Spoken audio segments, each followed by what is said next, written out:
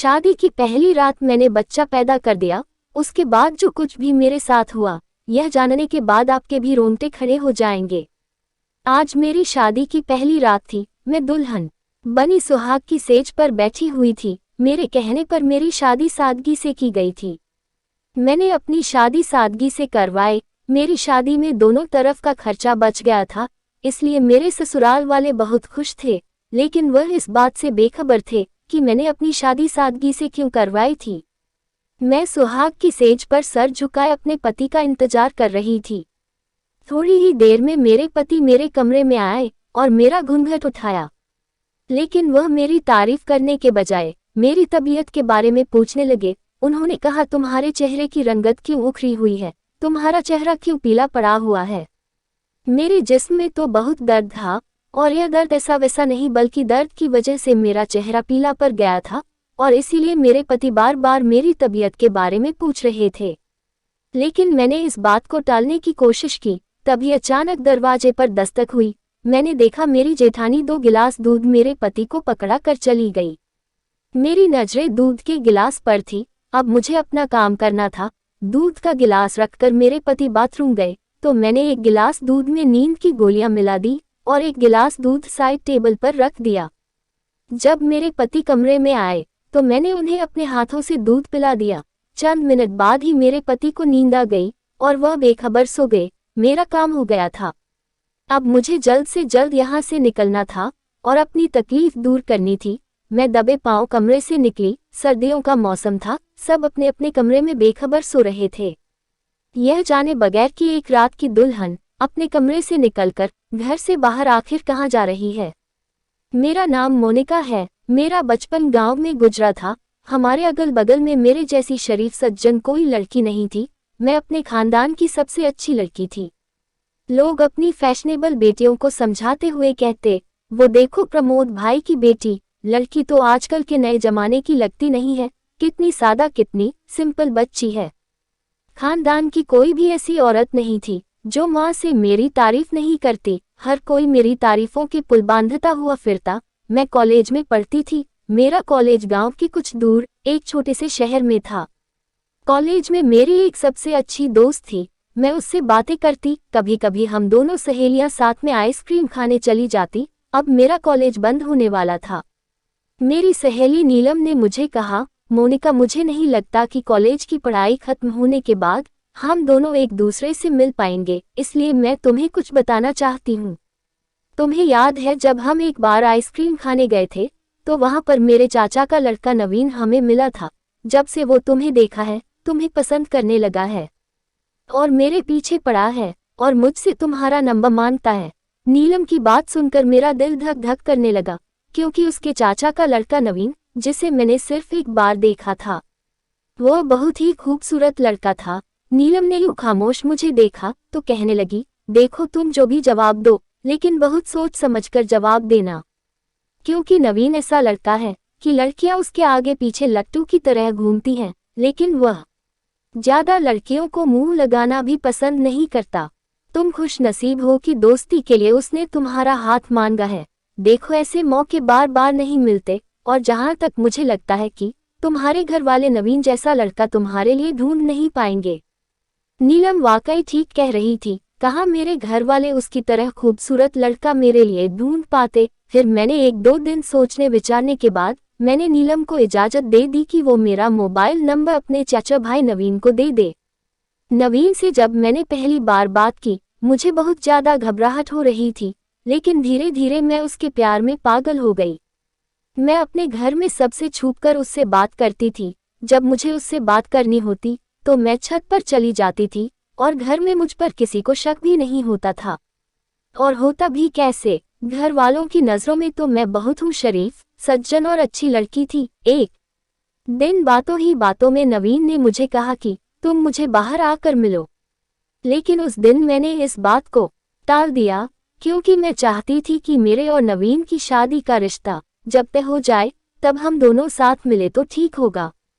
लेकिन नवीन ने मुझे बताया कि उसके मम्मी पापा अमेरिका रहते हैं और वो अभी नहीं आ सकते, तो हमारी और तुम्हारी शादी की बात अभी आगे नहीं बढ़ सकती। जब वो लोग कुछ दिन में आ जाएंगे तो हम रिश्ते की बात अपने अपने घर में करेंगे।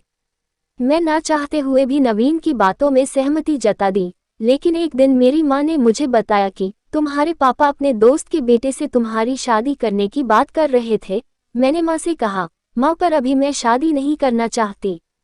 जब मुझे करनी होगी तो मैं बता दूंगी। मैं तो अपनी शादी बस टाल रही थी, क्योंकि मुझे शादी करनी थी, लेकिन बस नवीन से। मेरी माँ ने कहा, ठीक है, जैसा तुम चाहती हो वैसा ही होगा, तुम जब कहोगी तब हम तुम्हारी शादी करेंगे। मेरे माँ बाप मुझे बहुत प्यार करते थे और मेरे किसी भी बात को टालते नहीं थे, लेकिन मैं बहुत परेशान थी। मैं शादी करना चाहती थी, लेकिन नवीन की तरफ से देरी थी। मेरे दिन कुछ इन्हीं सोच विचार के साथ गुजरने लगे। बातों ही बातों में एक दिन नवीन ने मुझे कहा, मोनिका, अगर तुम मुझे बिना शादी के नहीं मिलना चाहती हो तो हम एक काम करते हैं, हम दोनों एक मंदिर में जाकर शादी कर लेते हैं। उसके बाद तो हमारा रिश्ता जायज हो जाएगा और तुम मुझसे मिल सकोगी, और जब मेरे मम्मी पापा अमेरिका से आ जाएंगे तो हमारी शादी फिर से धूमधाम से करवाएंगे। मैं तो नवीन के प्यार में पागल थी, मुझे उसकी हर बात अच्छी लगती थी। मैंने नवीन से 2 दिन का वक्त मांगा और 1-2 दिन सोचने के बाद मैं नवीन से मंदिर में शादी करने को तैयार हो गई, क्योंकि मैंने नवीन के साथ पूरा जीवन बिताने का फैसला जो कर लिया था। एक दिन मैंने अपने घरवालों से कहा कि मैं नीलम से मिलने जा रही, और नीलम के घर ना जाकर मैं नवीन के बताए मुताबिक उस जगह पर चली गई जहां नवीन ने मुझे बुलाया था। नवीन ने मुझे एक मंदिर में बुलाया था जो मेरे घर से बहुत दूर पर था। मेरे घर वालों को इस मंदिर के बारे में भनक भी नहीं थी। वहां पर नवीन के कुछ दोस्त और मेरी सहेली नीलम भी थी। मैं नवीन के प्यार में पागल अपने मासूम माँ बाप को धोखा देने जा रही थी। नीलम ने मुझे दुल्हन की तरह तैयार किया और कुछ ही देर में मेरी शादी नवीन से करवा दी गई। मैं बहुत खुश थी और नवीन भी बहुत खुश था। नवीन के दोस्त और नीलम सभी हमें बधाई दिए और वो लोग वहां से चले गए। मैंने भी जल्दी से अपनी शादी का सिंदूर छुपाया। नवीन ने मुझे रुकने को कहा, पर मैंने उससे कहा कि मैं किसी और दिन तुमसे मिलने आऊंगी, अभी मुझे बहुत देर हो रही है। यही कहकर मैं अपने घर चली आई। लेकिन घर आते ही मेरे चेहरे पर खुशी झलक रही थी और मुस्कुराते हुए मैं मन ही मन गुनगुना रही थी। मेरे चेहरे की खुशी देखकर माँ ने मुझे पूछा, क्या बात है मोनिका, आज बहुत खुश नजर आ रही हो। मैंने बात को टालते हुए कहा कि नहीं माँ, बस ऐसे ही, अपनी सहेली नीलम से मिलकर आई हूँ ना, बस इसीलिए खुश हूँ। माँ ने भी हाँ में अपना सर हिल दिया। मेरे दिन कुछ यूं ही गुजरने लगे। मैंने अपने माँ बाप की मर्जी के खिलाफ जाकर नवीन से शादी कर ली थी। यह बात मेरे दिल में अंदर ही अंदर खटकती, लेकिन नवीन के प्यार में इतनी पागल थी कि मुझे इन सब बातों से कोई फर्क नहीं पड़ रहा था। मैं दिन रात बस भगवान से यही दुआ करती कि नवीन के घर वाले जल्द से जल्द आ जाएं। लेकिन नवीन हर रोज मुझे जिद करता। वह कहता कि अब तो हमारी शादी हो गई है, अब तो तुम मुझे आकर मिलो। वो कहता अब तो हमारी शादी हो गई है, अब हमारा हर रिश्ता जायज है। उसके काफी कहने के बाद कि कहीं वह नाराज ना हो जाए, एक दिन मैं उसके फ्लैट पर चली गई। अपने घर पर वो बिल्कुल ही अकेला था। उसने मुझे कहा कि मैं चाहता हूँ कि अब मेरे और तुम्हारे बीच कोई दूरी नहीं होनी चाहिए, हमें अब एक हो जाना चाहिए, क्योंकि हमारा रिश्ता अब जायज है, हमने शादी कर ली है। मैंने उससे कहा कि नहीं, यह सब ठीक नहीं, क्योंकि हमारे घर वालों को हमारी शादी के बारे में पता नहीं है। लेकिन वो मेरी इस बात पर राजी नहीं था। उसने मुझे मनाने की बहुत कोशिश की, ना चाहते हुए भी मैंने अपने आप को उससे सौंप दिया। बहुत देर तक हम एक दूसरे में गुम रहे, हमें यह खबर भी नहीं थी कि हम कहाँ पर हैं। जब 2-3 घंटे गुजर गए तो मैं अचानक से उठी और जल्दी जल्दी अपने कपड़े पहनने लगी। नवीन मुझे बार बार यही कह रहा था कि मैं थोड़ी देर और रुकूं। मैंने मुस्कुराकर उससे कहा, मैं तुमसे मिलने दोबारा जरूर आऊंगी, और मैं जल्दी से अपने घर आ गई। 1-2 बार मिलने के बाद अब हमें कोई झिझक नहीं थी और मैं भी घर से बहाने करके नवीन के फ्लैट पर चली जाती थी। मम्मी पापा से कोई ना कोई बहाना बनाकर मैं कई घंटे नवीन के साथ बिताने के बाद अपने घर आती थी। एक दिन मैं घर पर बैठी हुई नाश्ता कर रही थी कि मुझे लगा कि जैसे मुझे उल्टी होने वाली है। मैं हैरान परेशान थी। अभी अभी तो मेरी तबीयत ठीक थी, फिर अचानक मुझे उल्टी क्यों महसूस हो रही है। मैंने नज़र इधर उधर घुमाई तो उस वक्त मेरे आसपास कोई नहीं था। मैंने एक लंबी गहरी सांस ली कि यह सब देखने के बाद मेरी माँ मुझसे हजारों सवाल पूछने लगती।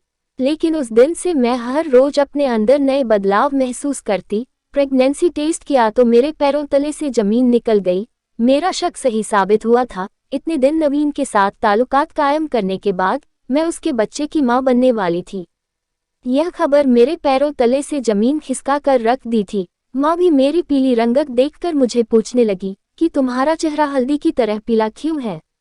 लेकिन मैंने बहाना बनाते हुए कहा कि मैं कुछ दिनों से अपने चेहरे पर हल्दी और बेसन का लेप लगा रही हूँ, शायद इसीलिए मेरा चेहरा पीला पीला दिख रहा है। मैंने कई बार नवीन को फोन मिलाया, लेकिन उसका नंबर बंद बता रहा था।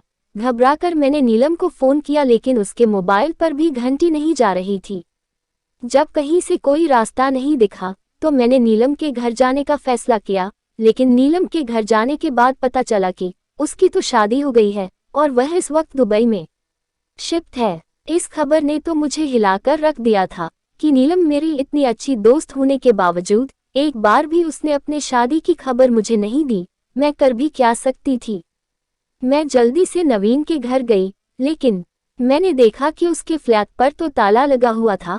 मैं बड़ी मुश्किल से वहां से किसी तरह आ रही थी, तभी एक शख्स मुझे दिखा।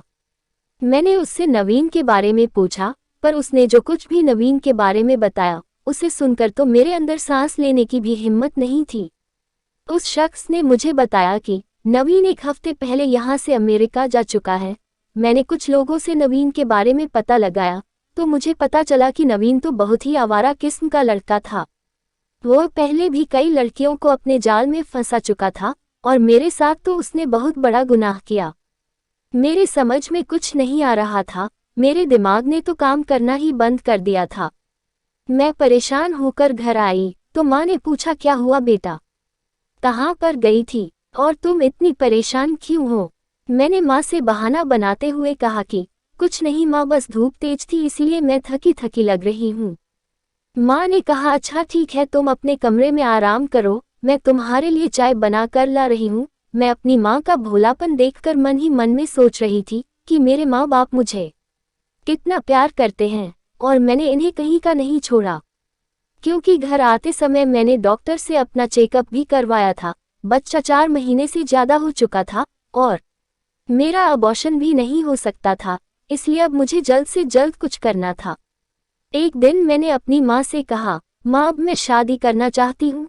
माँ मेरा फैसला सुनकर खुश तो बहुत हुई, लेकिन उन्होंने कहा, तुमने तो कहा था कि अभी मैं शादी नहीं करूँगी, फिर अचानक ऐसा क्या हुआ कि तुम शादी के लिए मान गई। मैंने माँ से कहा, माँ मेरी सभी सहेलियों की अब शादी हो गई है, इसलिए मैं भी शादी कर अपना घर बसाना चाहती हूँ। माँ मेरे फैसले पर बहुत खुश हुई। पापा शाम को जब घर आए तो उन्होंने पापा को भी यह खबर सुनाई। वह भी बहुत खुश थे और पापा ने कुछ ही दिनों में मेरी शादी अजीत नाम के एक लड़के से तय कर दी। पहले मेरी सगाई हुई और सगाई के 2 महीने बाद मेरी शादी थी। मैं बहुत परेशान थी कि आगे मैं क्या करूंगी। मुझे कुछ समझ में नहीं आ रहा था, क्योंकि गलती तो मैंने अब कर ही ली थी। धीरे धीरे वक्त गुजरा जा रहा था और मेरी परेशानी बढ़ती जा रही थी। लेकिन हैरत की बात तो यह थी कि जिस तरह मैं अपना यह गुनाह छुपाना चाहती थी, शायद भगवान भी मेरा साथ दे रहे थे। मेरा पेट बिल्कुल भी पता नहीं चल रहा था। थोड़ा बहुत पेट निकला था तो किसी ने इस बात पर ध्यान नहीं दिया। लोगों को लगा कि मैं मोटी हो रही हूँ। धीरे धीरे वक्त गुजर गया और वह दिन भी आ गया जिस दिन मेरी शादी थी। लेकिन मेरी बदकिस्मती थी, शादी वाले दिन मेरे पेट में दर्द होने लगा। अभी तो मेरा 7वां महीना चल रहा था। मुझे कुछ समझ में नहीं आ रहा था कि आखिर यह दर्द क्यों हो रहा है, पर किसी तरह मैंने उस दर्द को संभाला और शादी के अगले दिन मेरी विदाई हो गई। मैं दुल्हन बन अजीत के घर आ गई। लोगों ने मेरा उतरा हुआ चेहरा देखा तो पूछने लगे कि क्या बात है, तुम्हारी तबीयत तो ठीक है। मैंने उन्हें सर दर्द का बहाना बना दिया और कहा कि मुझे आराम करना है। लोगों ने मुझे आराम करने के लिए अकेला छोड़ दिया। अब मैं आगे के बारे में सोचने लगी कि अब मुझे करना क्या है। धीरे धीरे वक्त गुजर गया और रात हो गई।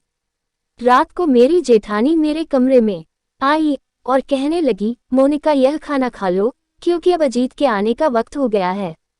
मैंने किसी तरह खाना खाया और मुझे सुहाग की सेज पर बिठा दिया गया। लेकिन मैं दर्द से बेहाल थी। कुछ ही देर में मेरा पति मेरे कमरे में आया तो मैंने दूध में उसे नींद की गोलियां दे दी। वो बेखबर सो गया और उसके बाद सबसे छुपाते छुपाते घर से निकल आई। मेरे पास इसके अलावा कोई और चारा भी तो नहीं था। जैसे तैसे करके मैं एक प्राइवेट क्लिनिक पहुंच गई। वहां पर एक नर्स बैठी थी जो नींद से बेहाल थी। मैं तुरंत उसके पास गई और अपनी परेशानी बताने लगी। मेरे पास पैसे थे, मैंने नर्स को पैसे का लालच दिया तो वो जल्दी से मुझे लेबर रूम में लेकर गई और कुछ देर में मैंने एक बेटे को जन्म दिया। क्योंकि बच्चा समय से पहले पैदा हुआ था इसलिए बच्चे को कुछ दिनों तक हॉस्पिटल में ही रहना था। मैंने नर्स को ढेर सारे पैसे दिए और कहा कि जब तक बच्चा हॉस्पिटल में रहेगा मैं मिलने नहीं आ पाऊंगी, क्योंकि मेरी मजबूरी है। तब तक तुम मेरे बच्चे का ख्याल करना। मैंने नर्स को ढेर सारे पैसे दिए और अपना मोबाइल नंबर भी उसके हाथ में दे दिया और अच्छी तरह समझा दिया मेरे बच्चे के बारे में वो किसी को नहीं बताएगी। वो नर्स मेरी बात मान गई। उस नर्स ने मुझे दवाएं और खाने पीने की कुछ चीज दी। मैं जल्दी से अपने दर्द को नजरअंदाज करके सुबह होने से पहले घर वापस आ गई। डिलीवरी नॉर्मल हुई थी इसलिए किसी को कुछ पता नहीं चला, बस मैं दर्द से बेहाल थी। जब मैं सोकर उठी तो मैंने महसूस किया कि सब कुछ नॉर्मल था, किसी को कुछ पता नहीं चला था और मैं बहुत खुश थी कि मैंने अपने गुनाहों को छुपाते हुए सब कुछ संभाल लिया है। अगले दिन भी मैंने दूध में अजीत को नींद की दवाई दे दी ताकि वह मेरे करीब न आ पाए, क्योंकि मुझे पता था कि अगर अजीत मेरे करीब आए तो उन्हें सब कुछ पता चल जाएगा। हॉस्पिटल में रहते हुए जब मेरे बच्चे को 1 हफ्ता गुजर गया तो नर्स का फोन आया कि बच्चे को आकर ले जाए। मुझे अपने बच्चे को घर लाना था। मैंने अपने घर वालों से कहा कि मुझे अपनी एक सहेली के घर जाना है। मेरे पति अजीत ने कहा ठीक है चलो मैं तुम्हें छोड़ देता हूँ। मैंने कहा नहीं, आपको परेशान होने की जरूरत नहीं। अगर आपको बुरा ना लगे तो मैं अपनी सहेली के घर अकेले ही जाना चाहती हूँ। मेरे अकेले जाने से मेरे ससुराल वालों को कोई एतराज नहीं हुआ और मैं अकेले ही घर से निकल गई। मैं क्लिनिक पहुंची जहां पर मेरा बच्चा हुआ था। उस नर्स ने मेरे बच्चे को बहुत अच्छे से रखा था। मैंने उससे अपना बच्चा लिया और घर आने लगी। पर रास्ते में आते वक्त मैं सोच रही थी कि मैं इस बच्चे के बारे में सबको क्या बताऊंगी। फिर मेरे दिमाग में एक आइडिया आया। घर आते वक्त जब मेरे ससुराल वालों ने मेरी गोद में बच्चा देखा तो उन्होंने इस बच्चे के बारे में पूछा तो मैंने उन्हें बताया कि यह बच्चा मुझे सड़क पर रोता हुआ मिला और मैंने इस बच्चे को अपनी गोरा में उठा लिया। अगर आप लोगों को कोई ऐतराज ना हो तो मैं इस बच्चे को अपने पास रखना चाहती हूँ, क्योंकि गोद में उठाने के बाद यह बच्चा मुझे बहुत अपना अपना सा लगा। मैं इसे किसी को देना नहीं चाहती हूँ। मेरे ससुराल वालों को इस बात से कोई इतराज नहीं था और खासकर मेरे पति को बिल्कुल भी नहीं। मेरे ससुराल में मेरी तारीफ सी होने लगी कि तुम्हारा दिल तो कितना बड़ा है कि तुम्हारी शादी को अभी कुछ ही दिन हुए हैं, तुम अपनी लाइफ एंजॉय करने के बजाय किसी गैर बच्चे को अपने सीने से लगा ली। अपने ससुराल वालों की बात सुनकर मैंने एक लंबी गहरी सांस ली कि चलो जैसा मैंने सोचा था सब कुछ वैसा ही हुआ। कोई ना कोई बहाना करके अजीत को कुछ दिनों तक मैंने उन्हें अपने आप से दूर रखा और इस तरह मेरा गुनाह छुप गया। मेरे पति अजीत मेरे बच्चे से बहुत प्यार करते। धीरे धीरे उनका लगाव भी इस बच्चे से हो गया। आज मेरा बेटा 5 साल का हो गया है और घर में इस बात की किसी को खबर नहीं है कि यह बच्चा मेरा ही है। गलती तो मुझसे बहुत बड़ी हुई थी जो माफी के काबिल नहीं थी, पर अब तो गलती हो ही गई थी, मैं कर भी क्या सकती थी। लेकिन इस बच्चे को नाजायज से जायज बनाकर मैंने सही किया या गलत अब आप ही लोग बताइएगा। दोस्तों वीडियो कैसा लगा कमेंट करके जरूर बताना और हाँ वीडियो को लाइक शेयर और चैनल को सब्सक्राइब जरूर करना। धन्यवाद दोस्तों।